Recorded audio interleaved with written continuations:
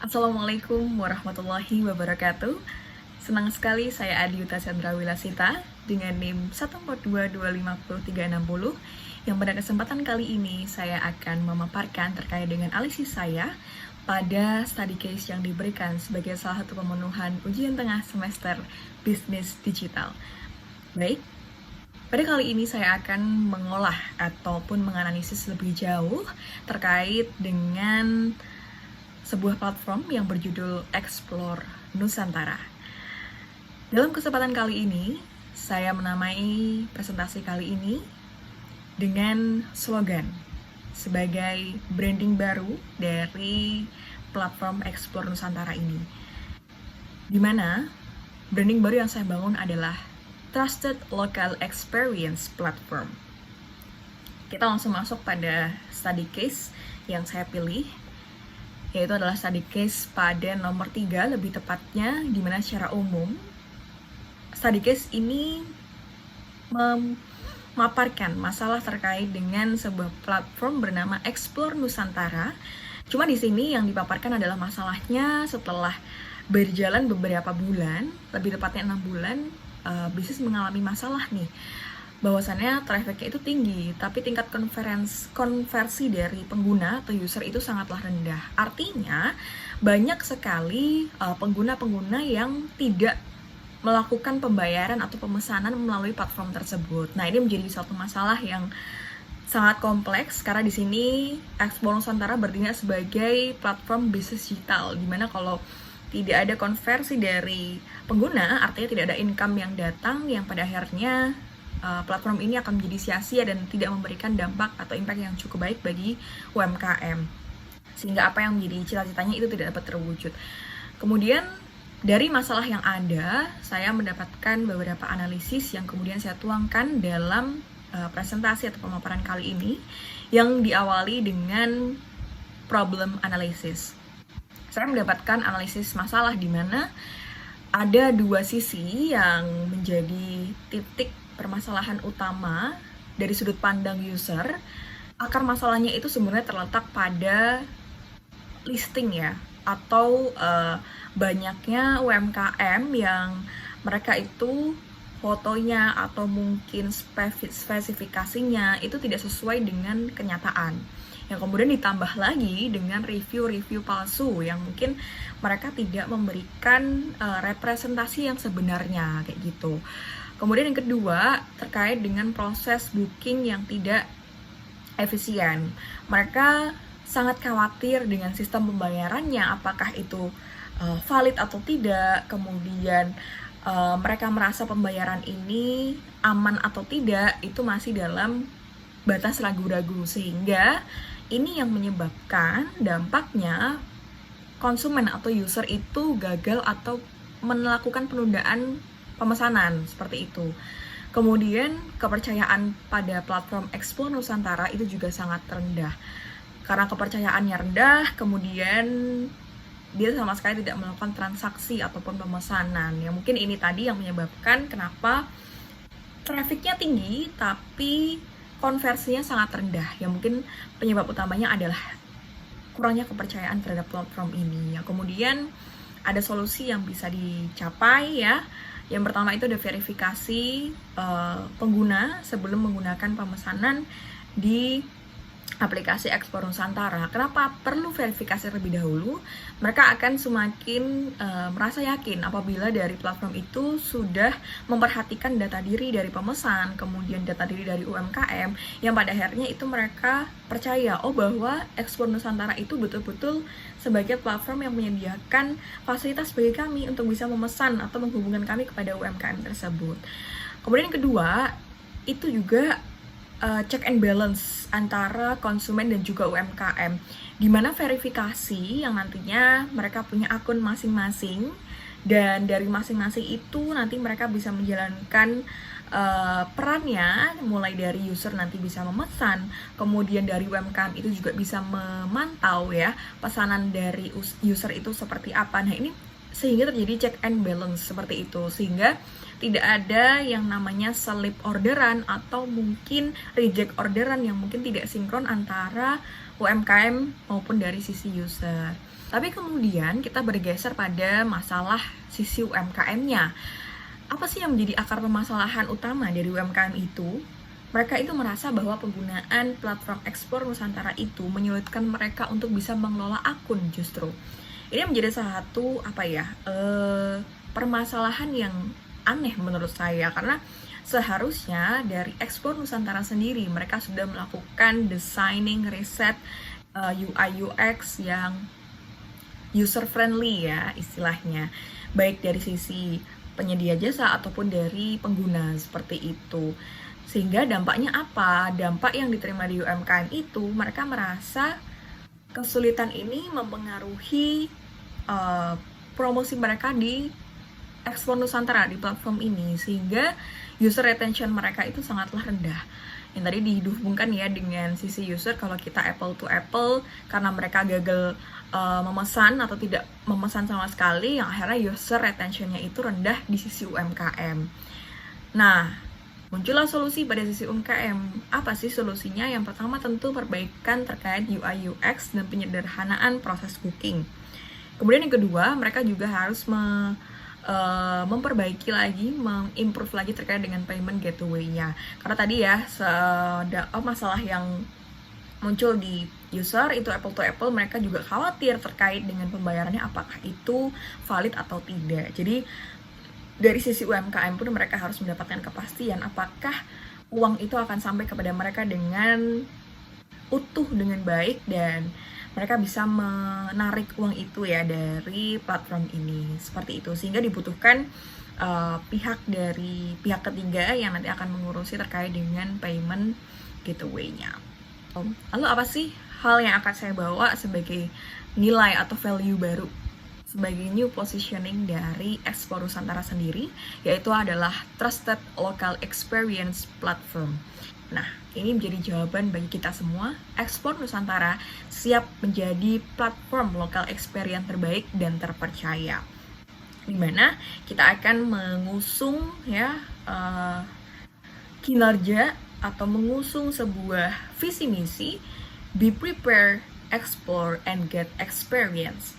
Kita menyiapkan bagaimana user itu bisa mencari, bisa mendapatkan rekomendasi-rekomendasi, baik itu villa, kemudian tempat wisatanya, atau mungkin dari local foodnya ya. Jadi mereka bisa betul-betul siap nih untuk menghadapi eksplorasi Nusantara. Makanya di Explore ini kita berharap user itu bisa mendapatkan kepuasan yang penuh gitu di Explore-nya, yang kemudian mereka akan outputnya mendapatkan experience yang itu pasti akan menjadi sebuah value yang dicari-cari oleh pengguna, seperti itu. Ada 5 poin yang menjadi concern saya dalam hal ini, dimana yang pertama adalah target market. Target market ini akan kita fokuskan supaya mendapatkan market yang lebih potensial, di mana kita menentukan yang pertama adalah wisatawan domestik maupun mancanegara ya. Kemudian yang kedua ada explorer ya, budaya lokal yang mereka cinta budaya, mungkin mereka akan lebih sering melakukan riset-riset terkait dengan tempat wisata, kemudian villa dan lain sebagainya. Dan yang terakhir juga user technology friendly, karena kita tidak pungkiri ya, saat ini pun masih banyak pengguna-pengguna aplikasi ataupun website gagasan baru yang mereka tidak biasa menggunakan, sehingga itu menjadi satu kendala bagi mereka. Sehingga dengan target market yang sangat jelas ini, saya berharap Explore Nusantara itu bisa lebih memfokuskan pelayanan mereka kepada target market yang dituliskan ini. Kemudian ada keunggulan. Apa keunggulan baru yang akan dibawa? Yang pertama adalah pemeliharaan mitra lebih terpercaya lagi, di mana kita mengadakan verifikasi ya untuk UMKM yang mungkin ingin mengiklankan ya di platform ini mereka harus melakukan verifikasi terlebih dahulu, tidak asal melakukan pemasukan data saja, tapi kita akan ada fotonya, kemudian ada harga yang mereka pasangkan, kemudian ada fasilitas apa saja yang mereka sediakan. Jadi semua fasilitas, semua informasi yang dibutuhkan oleh pengguna itu sudah tersedia di dalam platform, dan mereka juga bisa menghubungi kontak atau customer service ya untuk menanyakan lebih lanjut terkait dengan villa ataupun tempat wisata yang mereka inginkan. Kemudian yang kedua itu ada review asli ya yang terverifikasi sebagai user yang memang menggunakan Explore Nusantara. Jadi karena tadi banyak review yang palsu ya, ini menjadi salah satu keunggulan baru di mana siapapun nanti baik user ataupun dari UMKM yang akan ikut atau bekerja sama dalam platform Explore Nusantara itu mereka sudah terverifikasi secara jelas, sehingga ketika mendapatkan review pun itu hanya orang-orang yang sudah memesan saja. Jadi tidak bisa orang yang tidak memesan kemudian mereview seperti itu. Kemudian terakhir itu juga ada keunggulan baru di mana konsep lokal itu lokal experience ya, pengalaman lokalnya dan pemberdayaan UMKM-nya itu lebih diangkat seperti itu, karena memang tujuan kita di Nusantara, jadi kita harapkan UMKM itu juga ikut terangkat gitu ya, dalam artian tidak hanya reputasinya dia yang kemudian terdampak tadi karena ada masalah tadi, tapi di sini kita ingin reputasi mereka jauh lebih baik lagi, dan justru dengan platform ini itu membantu mereka untuk bisa growth lagi di lokalnya mereka sendiri, dan bisa membantu mereka untuk meningkatkan pelayanan karena mereka kan bersaing ya dengan UMKM lain di platform ini. Jadi mereka bisa mengambil tolak ukur seperti itu. Oh, di daerah X ada ternyata villa yang seperti ini. Oh, ternyata di daerah X ada wisata yang seperti ini. Oh, kita bisa nih adaptasi seperti ini, seperti ini. Jadi ini sebagai media juga ya bagi UMKM itu supaya tetap berdaya seperti itu. Kemudian terkait dengan developing, ini mungkin 3 poin utama ya sebenarnya. Pengembangan apa yang kemudian menjadi tujuan utama kita? Tentu yang pertama adalah UI UX ya dari booking flow-nya. Yang kemudian ada sekuritas atau dan juga verifikasi untuk pembayaran. Ini secara langsung akan meningkatkan kepercayaan dari pengguna untuk menggunakan Explore Nusantara. Tapi ada 2 hal yang tidak kalah penting, di mana kita menyelenggarakan juga adanya monitoring. Kita akan memonitor setelah ada positioning yang baru, bagaimana conversion rate-nya, kemudian user retention rate-nya, berapa orang yang kemudian melakukan konversi ya, pembayaran, kemudian berapa orang yang melakukan review, dan lain sebagainya. Dan ini akan mempengaruhi nanti apakah sistem yang perbaiki ini bisa berjalan atau memberikan dampak impactful seperti itu. Lalu yang terakhir adalah strategi marketing. Nah, ini juga menjadi salah satu jembatan gitu ya, menjadi salah satu core-nya. Sebenarnya kalau aplikasi ini pertama punya reputasi yang kurang baik, bisa diperbaiki, tapi kalau tanpa adanya marketing ke masyarakat, ya mindset masyarakat itu akan terus sama seperti itu. Jadi kita harus strategi marketing ulang, kita riset strategi marketingnya, kita branding lagi.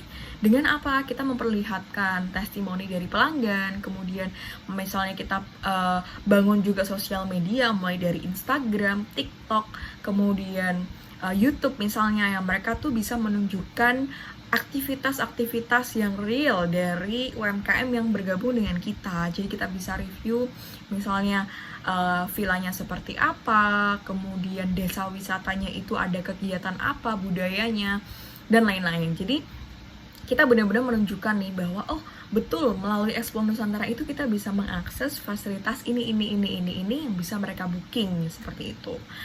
Nah, kemudian ada review dari influencer. Nah, ini menarik sekali karena saat ini zaman sosial media itu influencer menjadi salah satu kunci.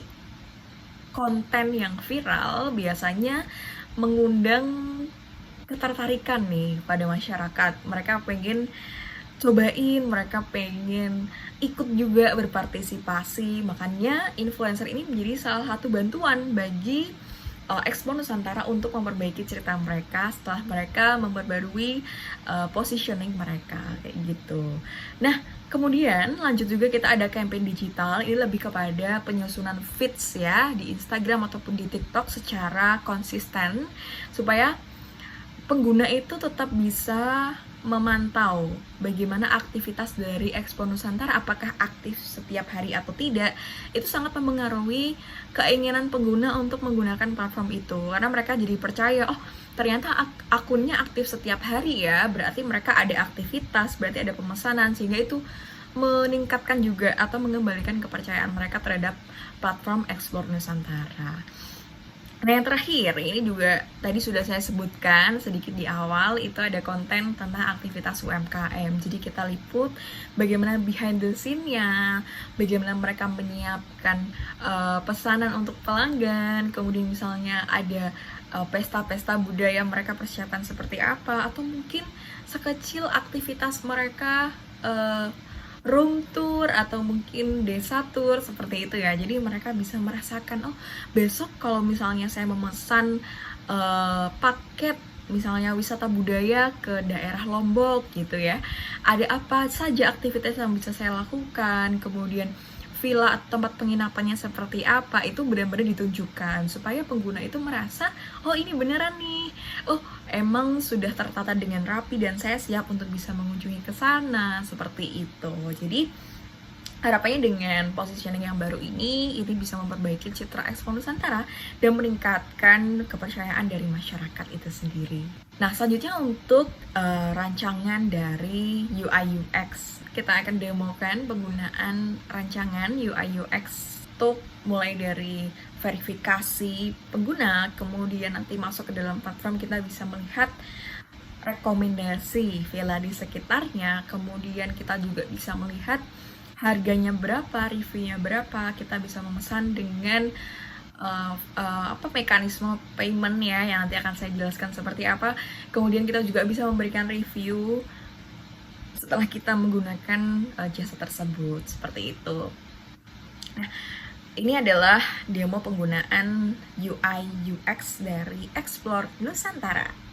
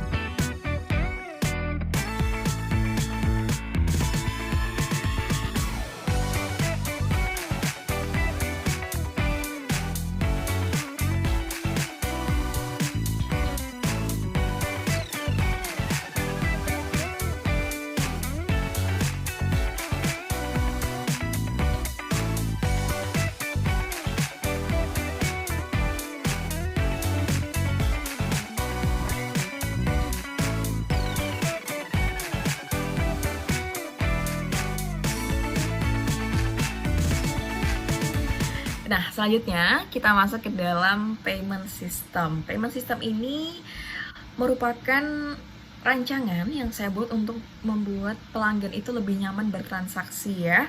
Mulai dari penggunaan PIN, kemudian mereka bisa langsung membayar dengan payment gateway tentunya, supaya mereka bisa membayar dari semua banking dan juga QRIS misalnya, ataupun e-wallet.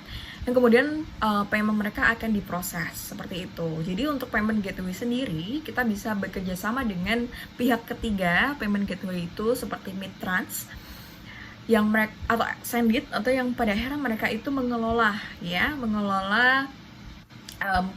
pembayaran secara digital, sehingga itu terintegrasi menjadi satu virtual account biasanya. Jadi tidak perlu kita membuat misalnya akun bank A, bank B, bank C, itu kan terlalu ribet ya. Jadi kita jadikan satu di payment gateway dengan satu virtual account yang nanti bisa kita tarik uangnya ke kita, seperti itu. Walaupun datang pembayarannya itu dari mana-mana, banknya, dari e-wallet juga, dari QRIS juga. Jadi payment gateway ini sangat membantu kita ya untuk bisa mengintegrasikan pembayaran.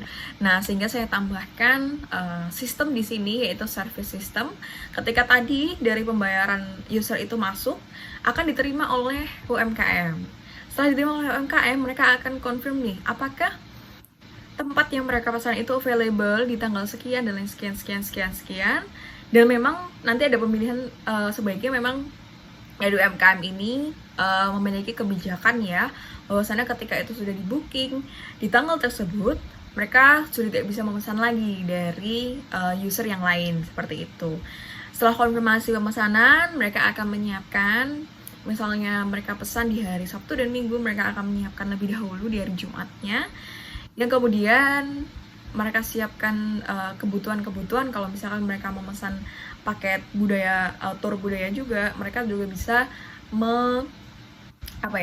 bekerja sama, berkoordinasi dengan tour-guide di sekitar daerah tersebut, seperti itu. Kemudian terjadilah deliver atau pelayanan ya, yang akan mereka lakukan kepada pihak konsumen yang sudah membayar tadi ataupun user, yang kemudian itu dihitung sebagai komplit ketika semua pelayanan itu telah selesai.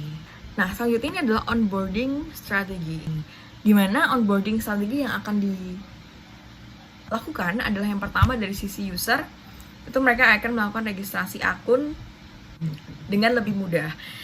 Sehingga apa? Dengan registrasi akun yang lebih mudah, mereka akan semakin percaya, oh ternyata Ekspor Nusantara itu memudahkan kita ya untuk bisa memesan. Karena biasanya kalau pemesanan secara langsung kan kita harus datang ke tempatnya, kemudian kita menyiapkan data diri kita. Nah, dengan adanya satu kali registrasi akun yang mudah, mereka bisa memesan itu tanpa harus mengulang lagi registrasinya. Jadi misalkan nanti mereka akan repeat order, mereka langsung tinggal memesan saja, tidak perlu mengurus registrasi dan lain sebagainya. Jadi one registrasi for all.